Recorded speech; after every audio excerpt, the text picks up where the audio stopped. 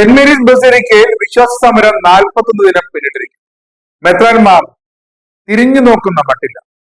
അവർക്ക് വലുത് വിമത ചെയ്തികൾ മാത്രമാണ്, വിമത വൈദികർ മാത്രമാണ്. വിശ്വാസികൾക്ക് മുന്നിൽ പ്രാർത്ഥനയല്ലാതെ മറ്റൊരു ഓപ്ഷനും ഇല്ലെന്നുള്ളതാണ് ഇപ്പോഴത്തെ അവസ്ഥ. ഉയർത്തെഴുന്നേറ്റ മിശിഹയുടെ മഹത്വം കണ്ടെത്തി സന്തോഷത്തോടെ ജീവിക്കാൻ സഭാവിശ്വാസികൾ തയ്യാറാകണമെന്ന് മാത്രമേ ഈ വേളയിൽ പറയാനുള്ളൂ. അല്ലാതെ വിലപിച്ച് കണ്ണുനീർ ചീന്തി സദാസമയം നിങ്ങൾ ഇതിനൊക്കെ വിധിക്കപ്പെട്ടവരെന്ന മെത്രാൻ ഭരണസമിതിയുടെ ആ ഒരു കുത്തുവാക്ക് കേട്ട് ജീവിക്കേണ്ട ഗതികളൊന്നും ഇല്ല. പ്രത്യാശയോടെ, സന്തോഷത്തോടെ, സമാധാനത്തോടെ കഴിയാൻ ഓരോ ക്രൈസ്തവനും, ഓരോ സീറോ മലബാർ സഭാ വിശ്വാസിക്കും ഇനിയെങ്കിലും കഴിയണം.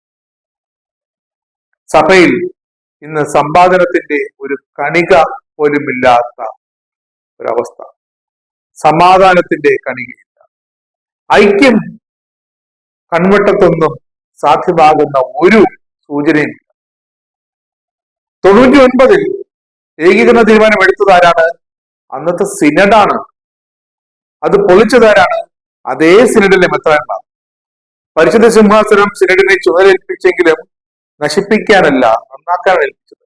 എറണാകുളം വിമതരുടെ അഴിഞ്ഞാട്ടത്തിന് കുഴലൂന്നത് സിനഡ് മെത്രാന്മാർ, അവർക്ക് ഒത്താശ പാടുന്ന വിമത വൈദികർ. ഈ വൈദികർ ജനങ്ങൾക്കൊപ്പം ദൈവത്തെ ആരാധിക്കുന്നവരാണോ അതോ ജനങ്ങളുടെ ആരാധന സ്വയം സ്വീകരിക്കുന്ന അഹംഭാവം പൂണ്ട ദൈവമാണ്? ഈ സംശയം വിമതർക്കും കൃത്യമായിട്ടുണ്ട്. അതവർ ചോദിച്ചുകൊണ്ടേയിരിക്കുന്നു. അവർ എടുത്തുയർത്തിക്കൊണ്ട് നടക്കുന്ന ആ ജനാഭിമുഖ കുർബാനുണ്ടല്ലോ, അത് പൗരോഹിത്വ മേധാവിത്വത്തിന്റെ പ്രകാശനമാണ്, സൂചനയാണ്. അതിൽ പുരോഹിതൻ ആരാധനാമൂർത്തിയെ അവതരിക്കുന്നു. ഇത് കഷ്ടമാണെന്നോ? ദൈവാഭിമുഖ കുർബാനയിൽ വൈദികൻ ഉൾപ്പെടെ വിശ്വാസ സമൂഹം മുഴുവൻ ദൈവത്തെയാണ് ആരാധിക്കുന്നത്. ഒറ്റക്കെട്ടായി ഒരേ വശത്തേക്ക് നോക്കി. ഇതാണ് ദൈവാഭിമുഖമോ ജനാഭിമുഖമെന്ന ഈ ഇല്ലിസിറ്റും തമ്മിൽ ഒരിക്കലും താരതമ്യം ചെയ്യാനാകില്ലെന്ന് പറയും. പിന്നെ സഭയിലുള്ളവരെല്ലാം ഒരുമിച്ച് നടക്കുകയാണ്. അതാണല്ലോ സിനഡാലിറ്റി. ഒരുമിച്ച് വേണം നടക്കാൻ. അതാണ് ഐക്യം, അതാണ് സമാധാനത്തോടെയുള്ള പ്രയാണം. ദൈവാരാധനയിൽ നാം ഒരുമിച്ച് നടക്കുകയാണ്. ഒരേ കീർത്തനങ്ങൾ ഉരുവിട്ട് ഒരേ വിശ്വാസ പ്രമാണങ്ങൾ മനസ്സിൽ വെച്ച് ദൈവത്തിലേക്ക്, സ്വർഗത്തിലേക്കുള്ള ഈ തീർത്ഥാടനത്തിൽ കാർമ്മികനും ശുശ്രൂഷികളും ഗാനസംഘവും ജനവും വിശ്വാസികളും എല്ലാം ഒരുമിച്ച് ഒരേപോലെ ഒരൊറ്റ വഴിയിൽ ദൈവത്തിലേക്ക് നടക്കുന്ന അവസ്ഥയാണ്. അതാണ് കുർബാന.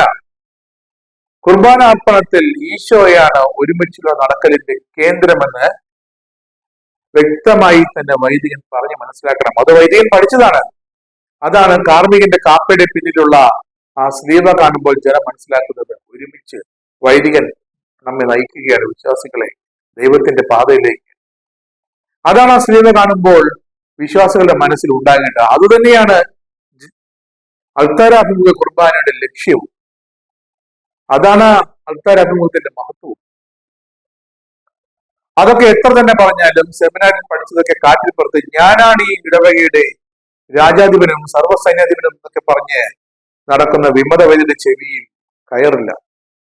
സർവ്വസൈന്യാധിപന് സൈന്യമില്ലാതെ, വിശ്വാസികളില്ലാതെ, അണികളില്ലാതെ ജീവിക്കാൻ പറ്റില്ലെന്ന് അവർ ഓർക്കുന്നില്ല. അവർ ജനാഭിമുഖത്തിന്റെ അടിമകളായി.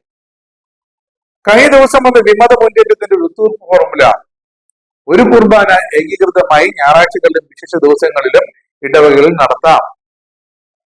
ആ ധാരണ നിങ്ങൾ പാലിക്കണം, അല്ലെങ്കിൽ എതിർപാതയിലേക്ക് പോകും. അതായത് പള്ളികൾ ജനാഭിമുഖത്തിലേക്ക്, അതിരൂപതയിലെ പള്ളികൾ ജനാഭിമുഖത്തിലേക്ക് തിരിച്ചു പോകുമെന്നാണ് അവരുടെ നിലപാട്. ധാരണയെല്ലാം പാലിക്കേണ്ടതാണ്. അത് പാലിക്കാത്ത അൽമായ മുന്നേറ്റക്കാർ അതാദ്യം പാലിക്കുന്നുണ്ട്, കൃത്യമായി പാലിക്കുന്നുണ്ട് നോക്കണം. എന്തായിരുന്നു ധാരണ? എന്താണ്? അൾത്താര കുർബാനയിൽ ബെമ്മ ഉപയോഗിക്കണം. വചനപീഠം എറണാകുളം അതിരൂപതയിൽ ബെമ്മ ഉപയോഗിക്കുന്നുണ്ടോ? അതും എടുത്തു മാറ്റാൻ പാടില്ലാത്ത വലിയ പീഠമായിരിക്കണം ബെമ്മ. അത് കുർബാനയിൽ പറയുന്നതാണ്. പരിശുദ്ധ സിംഹാസനം വത്തിക്കാന്റെ നിർദ്ദേശമാണ്. സിനഡ് അംഗീകരിച്ചതാണ്. 99 വ്യക്തമായി എഴുതി വെച്ചിട്ടുമുണ്ട്. അന്നത്തെ സിനഡ് അംഗീകരിച്ചതാണ് ഇതൊക്കെ. എന്നിട്ടും എറണാകുളത്തെ അൽമായ മുന്നേറ്റക്കാർ അവരിനി വിമതരെന്ന് വിളിക്കുന്നില്ല. കാരണം ഒരു ധാരണയിലേക്ക് അവർ അടുത്തുകൊണ്ടിരിക്കുന്നു. അപ്പോൾ അൽമായ മുന്നേറ്റക്കാർ അവർ അന്ന് അംഗീകരിച്ചതാണ്. പിന്നെന്ത് പറ്റി അവർക്ക്? പൊടുന്നതിനെ അവർക്ക് മനസ്സിലായി, സഭ രണ്ടായി വിഭജിക്കണമെങ്കിൽ എന്തിലെങ്കിലും പിടിച്ച് എതിർക്കണം. അതാണ് അഭിമുഖ കുർബാന വേണ്ട, ജനാഭിമുഖ കുർബാന മതി എന്ന് പറഞ്ഞ് ജനങ്ങളെ നോക്കി കുർബാന അർപ്പിച്ചാൽ മതി എന്ന വൈദികന്റെ, വിമതനായി മാറിയ വൈദികന്മാരുടെ ആ പിടിവാശിക്ക് അൽമായ മുന്നേറ്റക്കാർ തുള്ളിക്കൊടുക്കുന്നു. പക്ഷെ അൽമായ മുന്നേറ്റക്കാർക്ക് ഓർക്കേണ്ട ഒരു കാര്യമുണ്ട്.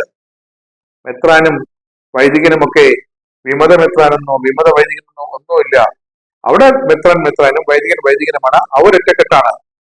അൽമായ മുന്നേറ്റക്കാർ എന്നും പിൻവഴിയിലേക്ക് തള്ളപ്പെടും. അത് കാലം തെളിയിച്ചതാണ്.